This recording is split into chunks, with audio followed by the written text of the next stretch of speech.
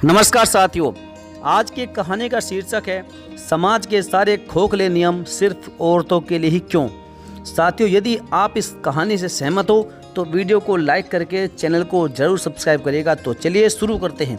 सुनिधि ने समीर का हाथ अपने हाथों में लेते हुए कहा, समीर, मैं आज तुमसे एक बहुत ही गंभीर विषय पर बात करने वाली हूँ। वादा करो तुम गुस्सा नहीं करोगे। समीर अपनी पत्नी की आंखों में आंखें डालकर बोला, क्या बात है, बोलो ना, मैं कभी तुम पर गुस्सा कर सकता हूँ क्या। सुनिधि हिम्मत करके बोली, समीर, मुझसे ना बुआ जी का अकेलापन नहीं देखा जाता, क्यों ना बुआ जी की दूसरी शादी करा दी जाए। सुनिधि, तुम यह क्या कह रही हो? क्या तुमने पहले इस बारे में बुआ जी से बात की है? और क्या वह तुम्हारी बात से सहमत है? अगर वह सहमत है भी तो पापा का क्या? तुम्हें अंदाजा भी है कि इस बारे में पापा को पता चला तो वह कैसे रिएक्ट करेंगे? क्या बुआ जी की अब उम्र है शादी करने की? ये समाज क्या कहेगा? समीर अपनी पत्नी की बात सुनकर इस तरह से बौखला गया जैसे किसी ने उसके ऊपर खौलता हुआ तेल डाल दिया हो। समीर, मुझे तो लग रहा था कि तुम आज के ज़माने के हो और तुम बुआ जी की दूसरी शादी कराने के लिए पापा को राजी करने में मेरी मदद करोगे, लेकिन यहाँ तो तुम ही विरोध करने बैठ गए। मैं पूछती हूँ कि जब एक आदमी 50 साल की उम्र में दूसरी शादी करता है तो समाज उसे कुछ नहीं कहता, लेकिन एक औरत करे तो उसको उम्र की दुहाई क्यों दी जाती है? औरत के मरने पर मर्द उसकी 13वीं के बाद शादी कर सकता है, पर औरत को ताउम्र वैधव्य ढोना पड़ता है, क्यों? समाज के सारे खोखले नियम सिर्फ औरतों के लिए ही क्यों हैं? समीर ने कहा कि सुनिधि, मैं मानता हूं कि तुम्हारी बातें सही है, लेकिन इस बात को अमल में लाने का वक्त बीत चुका है।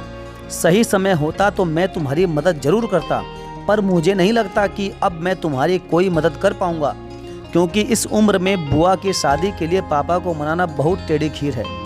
बुआ की दूसरी शादी की बात मम्मी भी कई बार उठा चुकी है, पर पापा ने मेरी बहन मुझ पर बोझ नहीं है यह कहकर मम्मी को मना कर दिया था। सुनिधि ने समीर की ओर आश लगाकर देखा और बोली, समीर, इस मामले में तुम मेरा साथ देने का वादा करो, बाकी सब मैं संभाल लूंगी। समीर ने भी सुनिधि को भरोसा दिलाया और कहा कि ठीक है, मैं तुम्हारे साथ हूँ, लेकिन मुझे नहीं लगता कि तुम्हारा यह मिशन कामयाब होगा। फिर भी मुझसे जितना होगा मैं जरूर करूँगा। सुनिधि जब से ब्याह कर समीर के घर आई थी तब से अपनी बुआ सास सुगंधा बुआ के लिए परेशान रहती थी। सुगंधा बुआ की शादी के 1 साल के अंदर ही फूफा जी की करंट लगने से मौत हो गई थी, जिस कारण बुआ को डायन कुलक्षणी जैसे कलंक का टीका माथे पर लगाकर उनके ससुराल वालों ने उन्हें मायके भेज दिया। तब से सुगंधा बुआ भाई श्याम जी, भाभी सुनीता जी और इकलौते भतीजे समीर के साथ अपने मायके में ही रहती थी। मायके में भाई भाभी उन्हें पलकों पर बिठाकर रखते थे, पर उनका अकेलापन दूर नहीं कर पाए। समीर उस वक्त छोटा था। बुआ जी सारा दिन उसके साथ खेलने में अपना गम भूली रहती थी, लेकिन रात के सन्नाटे में अकेलेपन का कांटा उनके शरीर को छलनी कर देता। सुनीता जी से उनका दर्द सहन नहीं होता था। उन्होंने 1-2 बार उनकी शादी अर्थात उनकी दूसरी शादी करने की बात उठाई तो पुराने जमाने के श्याम जी उन्हें समाज में विधवा विवाह की मंजूरी नहीं मिलेगी यह बोलकर झिड़क दिया करते थे। बेचारी सुनीता जी ननंद की तकलीफ समझकर भी पति की थोती दलीलों के आगे हार जाती थी। धीरे धीरे समय बीतता गया। सुगंधा बुआ ने अकेलेपन को ही अपना साथी बना लिया था। सुनिधि को बुआ सास के लिए बहुत बुरा महसूस होता था। बुआ जी ने अपनी जिंदगी के सबसे सुनहरे दिनों को अकेले ही बिता दिया था। यह सोचकर सुनिधि का मन उनके लिए चीत्कार कर उठता। वह सुगंधा जी को खुश रखने के हर संभव कोशिश करती, लेकिन जो खुशी जीवन साथी के साथ होने से मिलती है वह खुशी कोई और नहीं दे सकता था। इसलिए सुनिधि के दिमाग में बुआ जी की दूसरी शादी करने का विचार सूझा, जिसे उसने अपने पति समीर से साझा किया। समीर से बातचीत के दौरान जब सुनिधि को पता चला कि उसकी सासू माँ के द्वारा इस नेक काम को करने की पहल बहुत पहले की जा चुकी है, जिसे उसके ससुर जी के द्वारा नकार दिया गया, तो उसने अपने सासू माँ को प्लान में शामिल करने की मन ही मन योजना बनाई। सासू माँ को प्लान में शामिल करने से पहले उसे बुआ जी से बात कर लेना उचित लगा। एक दिन दोपहर को समीर की इजाज़त लेकर सुनिधि सुगंधा बुआ के कमरे में बात करने के लिए पहुंच गई। सुनिधि बुआ जी के पैर दबाते दबाते बोली, बुआ जी आपसे एक सलाह चाहिए। सुगंधा बुआ बोली, बहू कैसी सलाह चाहिए बताओ ना। बुआ जी मेरी मासी के दोनों बेटे ब्याह के बाद जब से अमेरिका सेटल हो गए तब से पलटकर माता पिता की ओर झांके तक नहीं। यहाँ तक मासी के मरने पर भी छुट्टियों का बहाना बनाकर नहीं आए। मासी का देहांत हुए 2 साल हो गए हैं। मेरे मौसा जी अकेलेपन से ऊबकर आत्महत्या की बात करते हैं। मैंने उन्हें दूसरी शादी करने का सुझाव दिया तो जो बच्चे उनकी खैर खबर कभी नहीं लेते उन्होंने समाज की दुहाई देकर मना कर दिया। आप मुझे बताइए कि क्या मौसा जी को उनकी बात मानकर अपनी पूरी जिंदगी अकेलेपन को सौंप देनी चाहिए या बची कुछ जिंदगी खुशी खुशी जीने के लिए किसी का हाथ थाम लेना चाहिए। सुनिधि अपनी बात सुनाते समय सुगंधा बुआ के चेहरे के बदलते एक्सप्रेशन को नोट कर रही थी। सुगंधा बुआ शून्य में देखते हुए बोली, बहू मैं तो कहूँगी कि तेरे मौसा जी को दूसरी शादी कर लेनी चाहिए, क्योंकि बहू अकेलापन वह दीमक है जो इंसान की आत्मा को खोखला कर देती है। बस सुनिधि मौके का फायदा उठाते हुए तपाक से बोली, बुआ जी क्या आप मेरे मौसा जी से शादी करेंगी। सुगंधा बुआ गुस्से में लाल पीली होते हुए बोली, बहू तुम्हारी हिम्मत कैसे हुई मुझसे ऐसी बात बोलने की।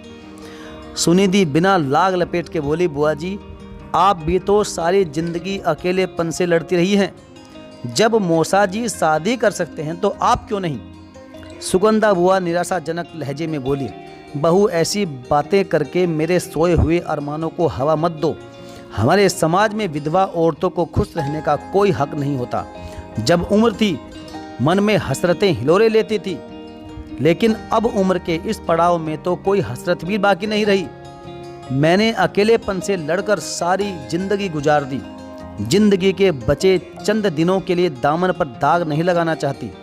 सुनिधि ने हाथ जोड़कर कहा, बुआ जी समाज के लोगों ने तो हमेशा से सिर्फ हमारी भावनाओं को आहत करने का काम किया। हमारी भावनाओं को समझना उनके बस की बात नहीं है। अगर सालों पहले पापा जी ने समाज से लड़ने की हिम्मत की होती तो आज आपका भी अपना एक अच्छा सा परिवार होता। सालों पहले की गलती अब हम सुधारना चाहते हैं और आपकी बची हुई जिंदगी से अकेलेपन का कांटा निकालना चाहते हैं। बस आपके एक हाँ करने की देरी है। सुगंधा बुआ बोली, बहू मेरी हाँ के बावजूद भी यह सब इतना आसान नहीं होगा। भैया बिल्कुल नहीं मानेंगे। तभी सुगंधा बुआ के कमरे में श्याम जी, समीर और सुनीता जी आ गए। श्याम जी सुगंधा जी के हाथों को अपने हाथों में लेते हुए बोले, सुगंधा मेरी गलती माफ़ी के लायक तो नहीं है, लेकिन फिर भी मुझे माफ़ कर दो। मेरी बुज़दिली की वजह से तुम्हारा घर नहीं बस पाया। मैं गुजरा हुआ वक्त तो वापस नहीं ला सकता, लेकिन तुम्हारी झोली में चंद दिनों की खुशियाँ डालकर प्रायश्चित तो कर ही सकता हूँ। हमने तुम्हारी और बहू की सारी बातें सुन ली है। अगर दूसरी शादी के लिए तुम्हारी हाँ है तो मेरी भी हाँ है। श्याम जी बहन से बात करने के बाद हैरानी से मुंह फाड़े खड़ी सुनिधि की ओर मुंह करके बोले, बहू थोड़ा देर से ही सही, लेकिन मेरी आंखें खोलने के लिए तुम्हारा बहुत बहुत धन्यवाद। जब तुम सुगंधा से बातें करने आई उसी समय समीर मेरे कमरे में अपनी माँ के साथ आया और मुझे सारी बातें बताई। पहले तो मुझे बहुत क्रोध आया, गुस्सा आया, लेकिन बाद में मुझे अपनी गलती का एहसास हुआ। फिर हम लोग सुगंधा से बात करने आए तो दरवाजे पर खड़े होकर तुम्हारी और सुगंधा की बातचीत सुनने लगे। तुमने जिस तरह से उदाहरण पेश करके सुगंधा को राजी कर लिया वह बहुत ज़्यादा काबिल तारीफ है। तुम अपने मौसा जी का नंबर मुझे दो, मैं आज ही उनसे बात करके सब कुछ तय कर लूँगा। अब मैं और देर नहीं कर सकता। सुनिधि तो खुशी के मारे उछल पड़ी। उसने जल्दी से अपने मौसा जी को फ़ोन करके सारी बातें बताई। मौसा जी अगले दिन ही सुगंधा बुआ से कोर्ट मैरिज करने को राजी हो गए। सुगंधा ने सबको खुशखबरी सुनाई। उम्र के इस पड़ाव में भी शादी के नाम पर सुगंधा का चेहरा गुलाब की तरह खिल उठा था। अगले दिन सुगंधा बुआ ब्याह करके मौसा जी के घर चली गई। घर में उनके बिना सन्नाटा फैला हुआ था, लेकिन फिर भी सब लोग बहुत खुश थे। साथियों, मर्द और औरत दोनों को उम्र के हर पड़ाव में जीवन साथी की बहुत ज़्यादा ज़रूरत होती है। औरतों को भी मर्दों की तरह खुश रहने का हक है और उनके भी कुछ अरमान हैं, उनकी भी अपनी ज़िंदगी होती है जिसे वे खुलकर अपने तरीके से जीना चाहती है। तो समाज को उनका साथ देना चाहिए, न कि उसका विरोध करना चाहिए। साथियों, वैसे आपकी इस बारे में अपनी व्यक्तिगत क्या राय है, आप कमेंट बॉक्स में हमें ज़रूर बताएं। और साथ ही यदि आपको हमारी यह कहानी पसंद आई हो तो वीडियो को लाइक करके चैनल को ज़रूर सब्सक्राइब करिए। तो चलिए फ्रेंड्स, मिलेंगे फिर और किसी बेहतरीन कहानी के साथ। तब तक के लिए धन्यवाद। जय हिंद।